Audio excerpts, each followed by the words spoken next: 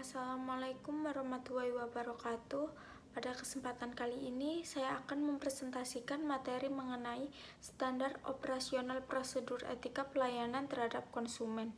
Sebelum membahas tentang materi tersebut, izinkan saya memperkenalkan diri terlebih dahulu.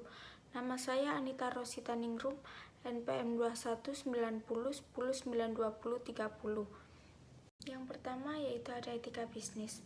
Etika bisnis adalah prinsip-prinsip moral yang dijadikan sebagai pedoman atau panduan untuk bisnis yang sedang dijalankan, sehingga seluruh aspek yang berkaitan dengan bisnis tersebut dapat menjalankan bisnis sesuai dengan nilai-nilai, norma-norma, dan perilaku yang adil, baik, serta profesional. Selanjutnya ada SOP atau Standar Operasional Prosedur. SOP adalah proses terdokumentasi yang dimiliki perusahaan untuk memastikan bahwa layanan dan produk disampaikan secara konsisten setiap waktu. SOP sering digunakan untuk menunjukkan kepatuhan terhadap peraturan atau praktik operasional dan untuk mendokumentasikan bagaimana tugas harus diselesaikan di perusahaan Anda. SOP atau Standar Operasional Prosedur yang terstandarisasi dan eksplisit adalah aspek penting dari setiap sistem kualitas yang akan menghadirkan kemampuan untuk bekerja secara selaras dan sesuai standar yang ada. Pelayanan konsumen. Pelayanan konsumen adalah berbagai aktivitas di seluruh area bisnis yang berusaha mengkombinasikan mulai dari pemesanan, pemrosesan, hingga pemberian hasil jasa melalui komunikasi untuk mempererat kerjasama dengan konsumen. Lupiyowadi dan Hamdani 2006. Selanjutnya ada prinsip pelayanan. Yang pertama ada kemampuan atau ability.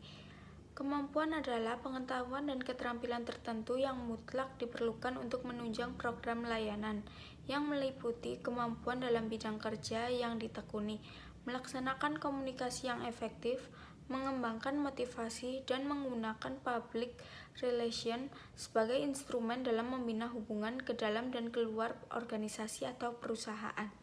Yang kedua ada sikap atau attitude. Sikap adalah perilaku atau peringgai yang harus ditonjolkan ketika menghadapi pelanggan. Yang ketiga ada penampilan. Penampilan adalah hal yang tampak dari seseorang, baik dari sifat fisik maupun non-fisik. Yang keempat yaitu ada perhatian atau attention.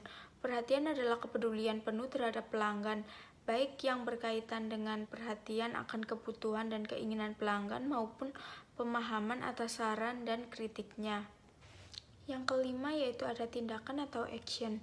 Tindakan adalah berbagai kegiatan nyata yang dilakukan dalam memberikan layanan kepada pelanggan yang meliputi mencatat kebutuhan pelanggan, menegaskan kembali kebutuhan para pelanggan, mewujudkan kebutuhan para pelanggan, dan menyatakan terima kasih dengan harapan pelanggan mau kembali. Dan yang terakhir ada tanggung jawab. Tanggung jawab adalah suatu sikap keberpihakan kepada pelanggan sebagai wujud kepedulian untuk menghindarkan dan meminimalkan kerugian atau ketidakpuasan pelanggan. Selanjutnya ada hak konsumen. Yang pertama yaitu ada hak dalam memilih barang. Konsumen memiliki hak penuh dalam memilih barang yang nantinya akan digunakan atau dikonsumsi. Yang kedua, mendapatkan kompensasi dan ganti rugi. Konsumen berhak untuk mendapatkan kompensasi maupun ganti rugi atas kerugian yang diterimanya dalam melakukan sebuah transaksi jual beli yang dilakukan. Selanjutnya, hak mendapat barang atau jasa yang sesuai. Konsumen berhak untuk mendapatkan produk dan layanan dengan kesepakatan yang tertulis. Selanjutnya, hak menerima kebenaran atas segala informasi pasti. Hal yang paling utama bagi para konsumen, guna mengetahui apa saja informasi terkait produk yang dibelinya. Selanjutnya, ada hak pelayanan tanpa diskriminasi. Perilaku diskriminatif terhadap konsumen merupakan salah satu bentuk pelanggaran atas hak konsumen. Pelayanan yang diberikan oleh produsen tidak boleh menunjukkan perbedaan antara konsumen yang satu dengan yang lainnya. Selanjutnya ada tujuan SOP. Tujuan pembuatan SOP adalah untuk menjelaskan perincian atau standar yang tetap mengenai aktivitas pekerjaan yang berulang-ulang yang diselenggarakan oleh suatu perusahaan. Berikutnya ada contoh kasus. Seorang nasabah X dari perusahaan pembiayaan terlambat membayar angsuran mobil sesuai tanggal jatuh tempo karena anaknya sakit parah. X sudah memberitahukan kepada pihak perusahaan tentang keterlambatannya membayar angsuran, namun tidak mendapatkan respon dari perusahaan.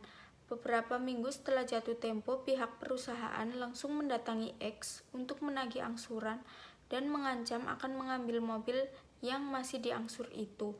Pihak perusahaan menagih dengan cara yang tidak sopan dan melakukan tekanan psikologis kepada nasabah.